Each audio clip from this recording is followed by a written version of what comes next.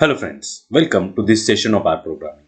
In this session, we are going to learn how to plot bar plots which are similar to those you see in journal article. Here is a plot from a journal article. I will give you the citation of this paper in description. This bar plot is similar to that which I plotted using ggplot2 in RStudio. These bar plots require much customization to make those similar to those in the journal. By default, we actually don't get bar plots similar to this. And that customization only we are going to learn in this session. Before starting, we'll know about our data. And this data contains two data sets. One is with these antibiotics as one column, Miller unit as other column, and standard deviation as the next column. And the other data set again contain antibiotic combinations, and then relative fluorescence is there as the second column and standard deviation as the third column. And this data set is in XLSX format. Before plotting, we need to import our data into R, and for that I will set my working directory using setwd function, inverted quote, and here I have to put the path. I will go to the directory where my data file is stored here, and this is the path. I will copy that path and bring that to set working directory function. Windows recognize this single backslash, but R cannot. Therefore, I will make that double backslash. I will run that. Working directory has been set, and you can see that here bar graphs as you see in publications. And now I have to import my data, and my data is in XLSX format as we have seen earlier. And to read XLSX file, I need to call the library readxl. Readxl is a special package which provide functions to read XLSX file, and this readxl function comes from the library readxl. And if you don't have this readxl package, go to install package, type readxl here and click install. Package will get installed. I will run this library, and now I will import the data in data frame df1. That function is read underscore xlsx. The name of the data file required, that is data.xlsx, and we'll run that and we'll see how the data has got imported. I don't want all that data to get imported at once. I just want the first data set only, and for that I have to specify the range. We'll see the range in Excel file at A1 to C6 is the range for the first data set. I will specify that range here in readxl function using range argument. In inverted quote, A1 to C6 is the range. I will run that. I will confirm whether data has got imported correctly. Yeah, data has got imported correctly. Now we are ready to plot the bar plot. For that we will require to call library ggplot2, and this ggplot2 library provide functions to plot our data. And run that. If you have not installed ggplot2, again you can go to tools package, install packages, type ggplot2 here and click install. A library with package will get installed.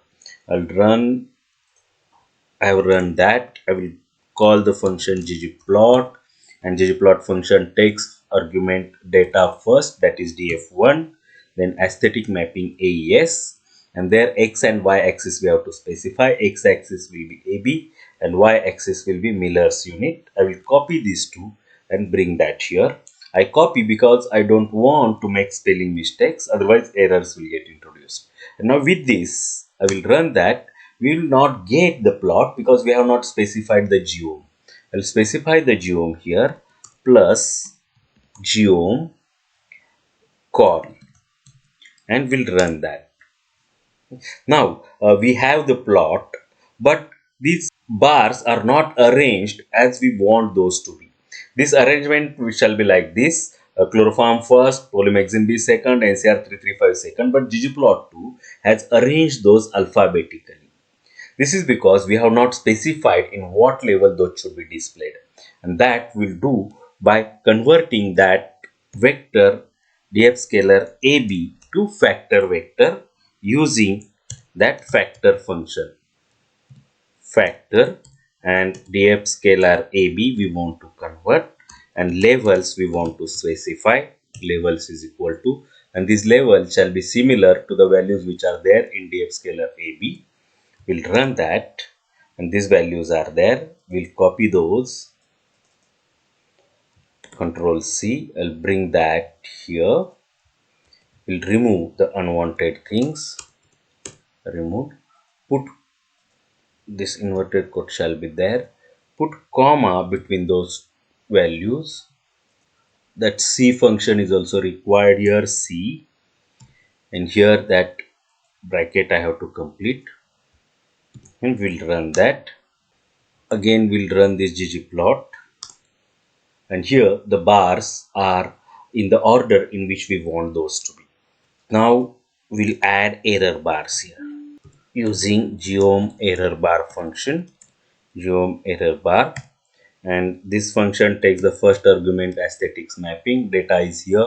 This data will be used, and in aesthetic mapping we require y-mean for lower limit of the error bar, and that y-mean will be this Miller unit minus SD, and y-max will be again Miller unit plus SD. Will run that, and error bars are there, but this width is quite large. We'll customize those error bars a little, and extra other customization we'll do later on. And here that width is equal to 0.2, and size I want those to be little thicker, therefore size will be 1. Okay, this is the basic plot. Now we are going to customize this to make it as that we have seen in the journal, and for that, first thing, those bars were in grayscale. We'll specify the color here, and that fill is equal to AB. We'll run that, and here different colors are there, and this is not grayscale. For that we'll require to use scale underscore fill underscore gray. When we run that, you can see the grayscale.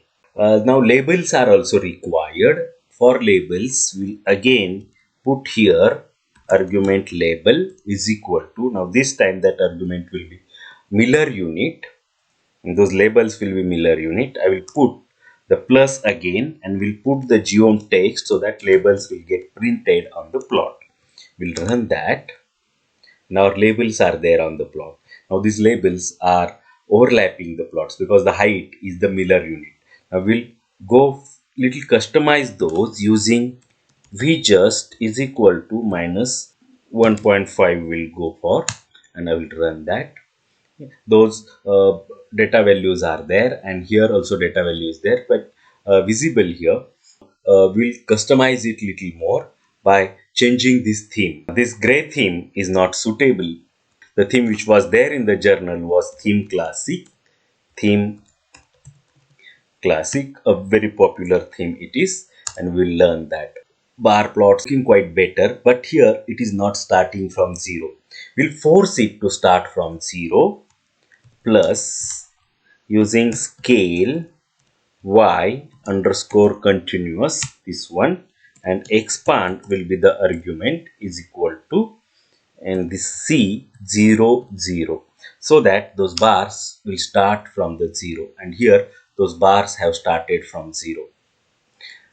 Now another thing, this label has got beyond the bar plot limit, and to make that we'll again add plus, and there expand limits is the argument, y is equal to C 0 to 150. We will make that limit so that those labels will be within the range.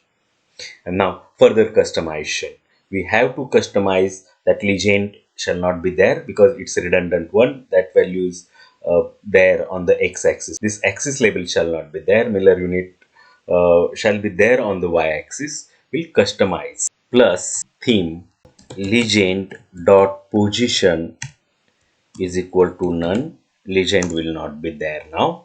Legend is not there.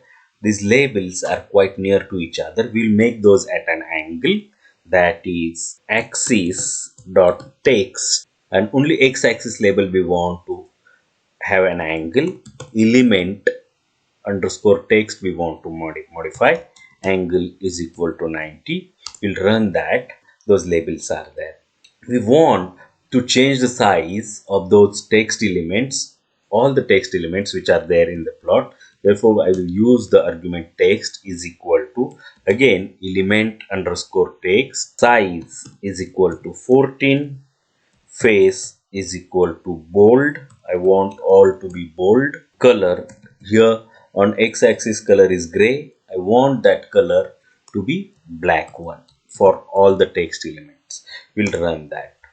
Now all the text elements are like as we want those to be. Then this x-axis text is quite away from the x-axis.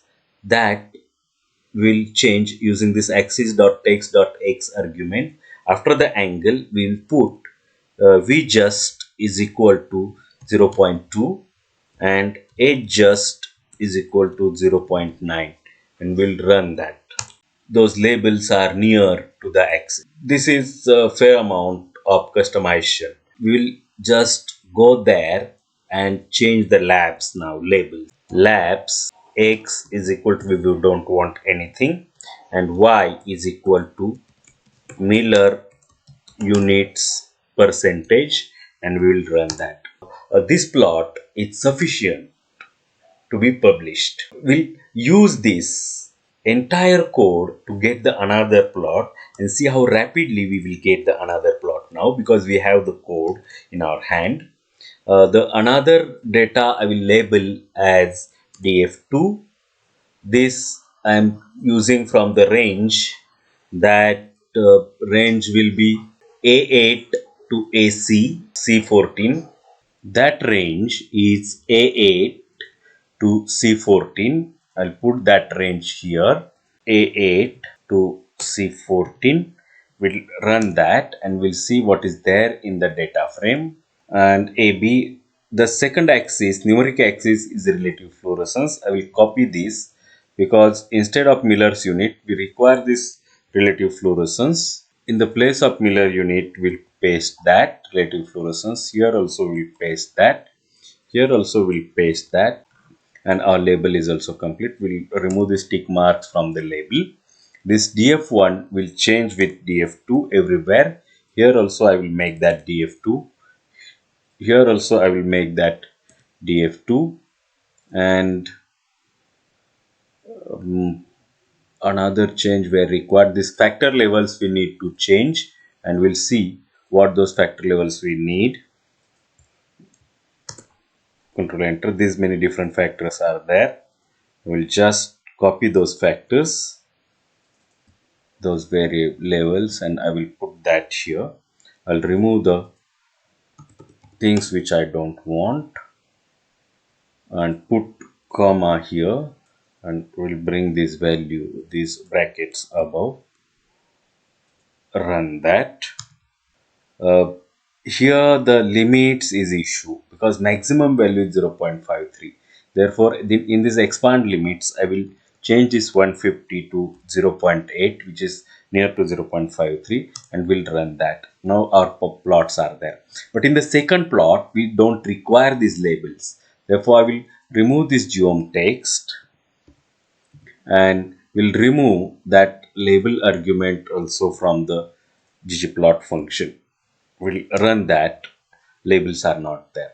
Now in the second plot, if you see the graph and in journal, you can see this horizontal line there. That horizontal line I will plot here using the geom hline function. Geom hline, all caps I have to remove. Geom hline, and in the bracket I'll put there y-intercept, and that y-intercept will be 2.5. Then line type, I want that line to be dotted, and this 3 is the dotted line type. Width, size of the line, not width, size is equal to 2 I will prefer. Then color of the line, color is equal to a little gray, gray 40 I'll prefer there, which is similar to that we see in the plot 1. The line is there 2.5. It is not 2.5, it is 0.25. We'll run that again, and the line is there where we want it to be. Okay. This is the plot which is similar to the plot we see in the journal. But if you see the error bars, those error bars are half error bars. And to get half error bars, we have to find out the half error bar code from Google. I will go there and I will go to Google. I will type, yeah, it's getting plotted, half error bars in ggplot2, and I will run that. Half error bar is there, and geom error bar. This is coming from exam ggAnnotate package. I will go to the package index to get the code for its installation. I'll come here.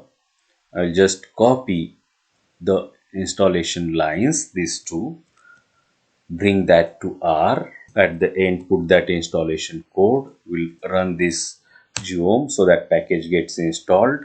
Install.packages remotes, and package is getting installed.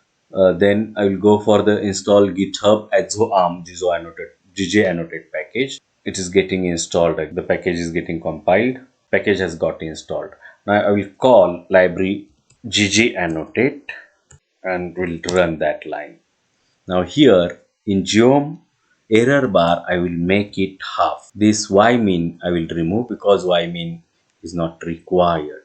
In the from first plot also we'll make it half error bar, and this ymin will remove. We'll run the first plot. Error bars are red. Change the color by specifying color there. Color is equal to black. Next code also in geom error bar, I will make color is equal to black. We'll run this. Error bars are black. Here also in first plot, error bars are black. Okay. Half error bars are there. Now these two plots we want to arrange. Therefore, we first save these plots. This is P2 with a name. Run that. The first plot is P1 with name P1. We will run that. We arrange those vertically, and for that arrangement we will require library patchwork. We'll run the library patchwork. We'll arrange the plots now as P plot P1 upon P2, one below other. Run that and we'll see how those plots are getting arranged. Now those plots are getting arranged vertically above each other. We want those plots to be labeled with alphabets A and B, and for that with this P I will put the layer plot annotation, and there tag labels is the argument, and I will put A in inverted code there, and this plots A and B is here. And this plot, if we compare with the plot in journal, you can see that both are similar.